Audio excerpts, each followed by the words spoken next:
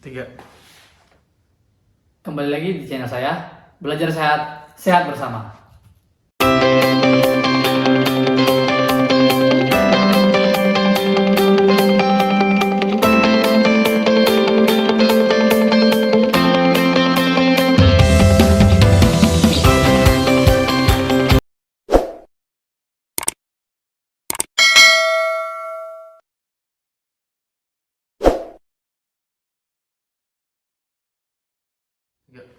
Dalam video kali ini kita masih membahas dalam model dan desain pembelajaran. Tapi kita kali ini mempelajari dengan model Gerles dan Ellie 1970. Dalam model ini yang kita bahas adalah pengertiannya, komponen-komponennya, kelebihan dan kekurangannya, serta manfaatnya. Yang pertama kita masuk dengan pengertian model ini. Model ini adalah sebuah model pembelajaran yang berupaya menggambarkan secara grafis suatu metode perencanaan pembelajaran yang sistematis. Model ini merupakan suatu garis pedoman atau suatu peta perjalanan dan hendaknya digunakan sebagai checklist dalam membuat sebuah rencana pembelajaran. Model pembelajaran Gerles dan Ellie menggunakan perencanaan yang sistematis dalam membuat rencana kegiatan pembelajaran.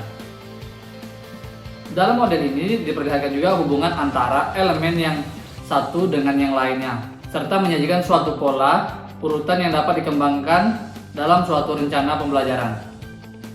Nah, berdasarkan pendapat di atas, kita simpulkan bahwa model Gerles dan Ellie ini adalah model pembelajaran yang disusun secara sistematis, digunakan sebagai pedoman saat melakukan pembelajaran dengan menggunakan pola urutan secara sistematis.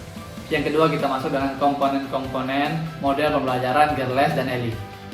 Model ini membuat pembelajaran tetap melekat dalam pikiran dan menemukan cara untuk menyimpannya apabila langkah-langkahnya diterapkan dalam pembelajaran.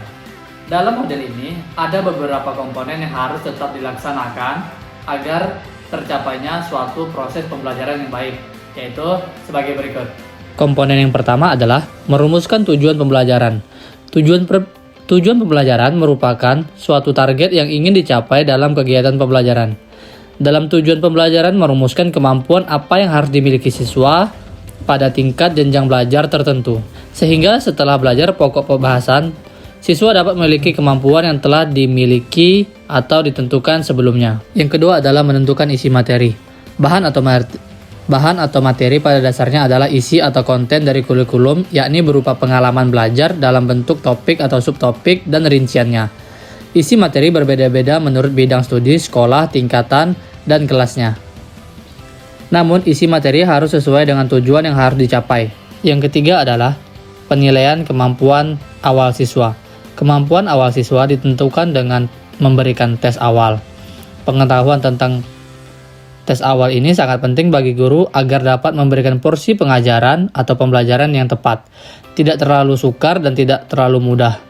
Pengetahuan tentang kemampuan awal juga berguna untuk mengambil langkah-langkah yang dapat diperlukan, misal, apakah perlu dipersiapkan pembelajaran atau penggunaan metode tertentu. Yang keempat adalah menentukan strategi. Strategi pembelajaran merupakan pendekatan yang dipakai pengajar dalam manipulasi informasi, memilih sumber-sumber, dan menentukan tugas atau peranan siswa dalam kegiatan belajar mengajar menurut Gerles dan Ellie. Dalam tahap ini, pengajar harus menentukan cara untuk dapat mencapai tujuan instruksional dengan sebaik-baiknya. Menurut Gerles dan Ellie, ada dua cara atau dua macam pendekatan. Yang pertama adalah expose atau expository yang lazim dipergunakan dalam kuliah-kuliah tradisional, biasanya lebih bersifat komunikasi satu arah. Yang kedua adalah bentuk inquiry, lebih mengutamakan partisipasi siswa dalam proses belajar mengajar. Yang kelima adalah pengelompokan belajar. Pendekatan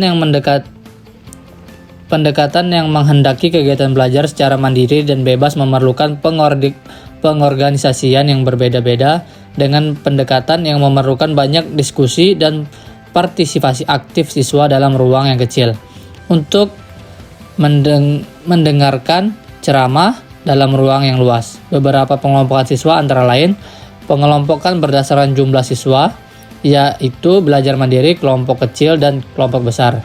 Yang kedua, pengelompokan campuran, yaitu pengelompokan yang tidak memandang kelas atau tingkat maupun usia, tetapi mereka yang mempunyai tingkat pengetahuan yang sama dalam satu mata pelajaran. Yang ketiga, gabungan beberapa kelas, yaitu gabungan dari beberapa kelas yang sama dalam satu ruangan besar. Mereka mendapat pelajaran dengan bermacam-macam kegiatan yang pada saat bersamaan dalam satu ruangan yang sama. Yang keempat, dalam satu sekolah dalam satu sekolah. Yang keempat, sekolah dalam satu sekolah, yaitu satu kompleks yang besar yang terdiri dari beberapa gedung sekolah.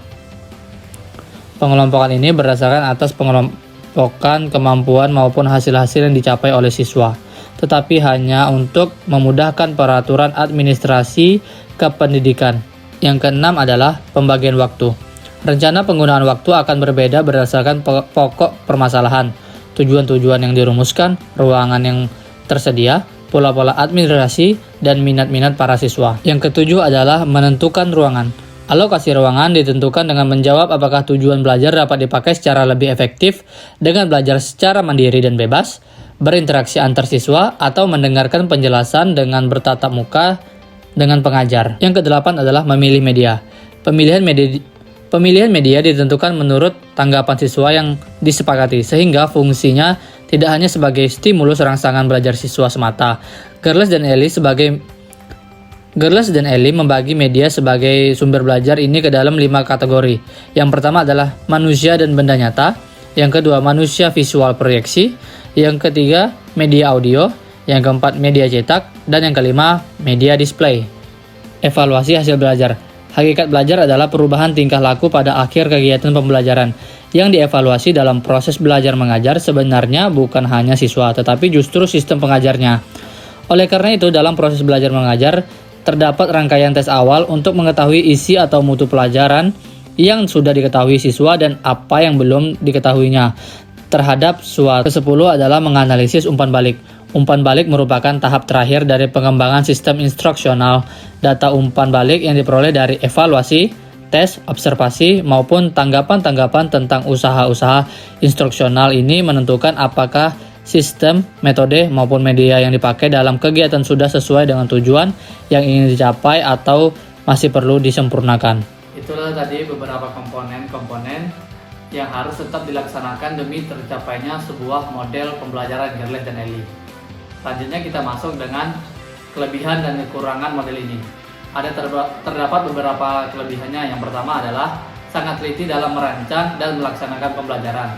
Yang kedua, diadakannya pretest yang merupakan tahapan yang cukup dipandang penting karena guru belum mengenal karakteristik siswa. Yang ketiga, cocok digunakan untuk segala kalangan. Nah, selain memiliki kelebihan, dia juga memiliki kekurangan. Kekurangan yang pertama adalah terlalu panjang prosedur perancangan desain pembelajaran ini. Yang kedua, tidak adanya tahapan pengenalan tentang model pembelajaran ini. Menurut peneliti, model pembelajaran Gerles dan Ellie memang memiliki kekurangan, namun kekurangan tersebut dapat diminimalisir dengan keunggulannya, seperti tidak adanya tahapan pengenalan siswa, namun dapat diatasi dengan pretest. Prosedur yang terlalu panjang dapat disiasati dengan pembagian waktu yang tepat.